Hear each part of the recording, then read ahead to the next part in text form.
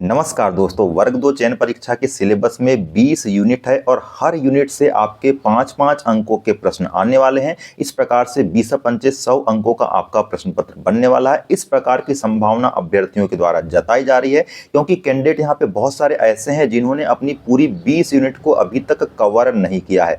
तो उनके मन में यहाँ पे ये डाउट है कि क्या ऐसी स्थिति में उनको नंबर्स का खामियाजा यहाँ पे भुगतना पड़ सकता है।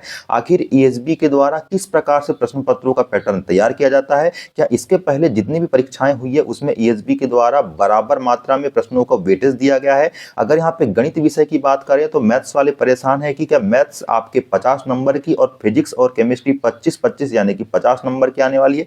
क्या प्रश्न पत्र आपका 100 अंकों का ही होगा या 150 अंकों का कर दिया जाएगा? क्यों? क्योंकि किसी भी प्रकार की क्लैरिटी अभी अभ्यर्थियों के मन में नहीं है। तो दोस्तों, तमाम प्रकार की जो चीजें आपके मन में है इसको हम यहाँ पे क्लियर करने का बिल्कुल प्रयास करेंगे। दोस्तों, सबसे पहले प्रश्न पत्र के अगर अंकों की बात करें तो आपका यहाँ पे 150 अंकों का प्रश्न पत्र नहीं होने वाला है, बल्कि 100 अंकों का ही प्रश्न पत्र होने वाला है। ये एग्जाम का ड्यूरेशन है, इसको देखते हुए यहाँ पे बातें स्पष्ट हो सकती है, क्योंकि आपका 2 घंटे का एग्जाम है तो 2 घंटे में आपके यहाँ पे 150 प्रश्न पत्रों को डिजाइन नहीं किया जा सकता। तो 100 अंकों का प्रश्न पत्र होगा, ये बात तो क्लियर हो गई। इसके बाद आपकी 20 यूनिट यहाँ पे प्रत्येक विषय में डिसाइड कर दी गई है। तो क्या हर यूनिट से आपके 5-5 अंक, इस प्रकार से 20 पंचे 100 अंकों का आपका प्रश्न पत्र होने वाला है? तो दोस्तों, मैं आपको बता देना चाहता हूं कि इस प्रकार से पैटर्न ईएसबी कभी भी फॉलो नहीं करता है। ईएसबी के जो विषय विशेषज्ञ होते हैं जिनके द्वारा प्रश्न पत्रों का निर्धारण किया जाएगा, प्रश्न पत्र तैयार किए जाएंगे, उनको जो यूनिट अच्छी लग रही है, जिस यूनिट से यहाँ पे उनको समझ में आ रहा है कि बहुत ज़्यादा आईएमपी है, उससे ज़्यादा प्रश्न वो बना देंगे। मतलब यहाँ पे ये है कि कुछ यूनिट ऐसी भी हो सकती है जिससे केवल 1 या 2 प्रश्न ही आए, और कुछ यूनिट ऐसी भी हो सकती है जिससे आपके 10 से 12 प्रश्न बनने की संभावना बन सकती है। तो अभ्यर्थी अगर यहाँ पे किसी यूनिट को अभी तक कवर नहीं किए हैं तो उनको डेफिनेटली यहाँ पे पूरी यूनिट को कवर करना चाहिए। पूरी यूनिट को इसलिए भी कवर करना चाहिए दोस्तों, अगर कुछ यूनिट आपकी छूट भी गई तो कोई बात नहीं, लेकिन जिस यूनिट को आपने पढ़ा नहीं है, अगर उससे आपके 10 प्रश्न बन जाते हैं तो आप समझ सकते हैं कि ऐसी स्थिति में आप यहाँ पे 90 क्वेश्चन ही अटेम्प्ट करेंगे। उन 10 प्रश्नों को आप बिल्कुल अटेम्प्ट नहीं कर पाएंगे या केवल तुक्का मारने का प्रयास करेंगे। तो आपकी जितनी भी यूनिट है उसको आपने कवर किया है, उसके अलावा जो बची यूनिट है उसका बेसिक कम से कम यहाँ पे कवर करने का प्रयास कीजिए।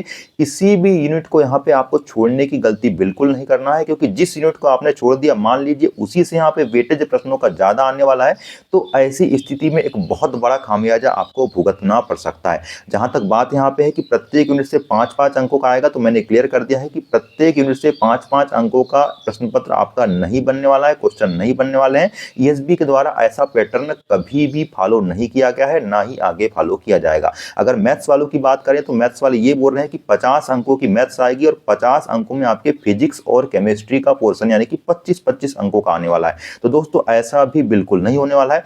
हो सकता है कि आपकी जो मैथ्स है वो 50 की बजाय 70 अंकों की आ जाए, 60 अंकों की आ जाए, 65 अंकों की आ जाए।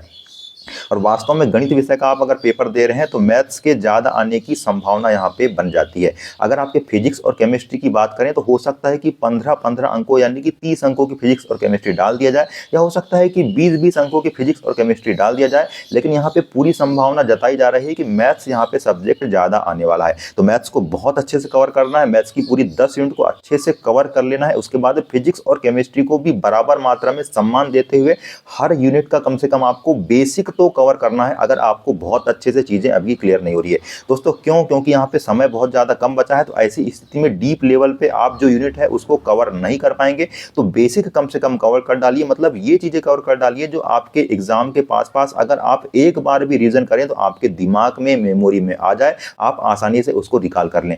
वो चीजों को बिल्कुल भी अब यहाँ पे पढ़ने से बचना है जिन चीजों को आप मेमोरी में स्टोर नहीं कर सकते, या बहुत ज्यादा समझने के बाद भी आपके दिमाग में वो चीजें बैठ नहीं रही है, समझ में नहीं आ रही है, उन चीजों को इग्नोर करो। केवल बेसिक चीजों को ढूंढने का प्रयास कीजिए, उसको नोट्स बनाने का प्रयास कीजिए और यहाँ पे हर यूनिट को कवर करने का प्रयास कीजिए। तो दोस्तों, यहाँ पे जो क्लैरिटी आपकी ईएसबी के संबंध में अभी तक जितनी भी एग्जाम हुई है और हमने जो एग्जाम अभी तक दिया है, उसके निष्कर्ष के आधार पर मैं आपको कह रहा हूँ कि प्रत्येक यूनिट से यहाँ पे बराबर मात्रा में आपके प्रश्न नहीं बनने वाले हैं।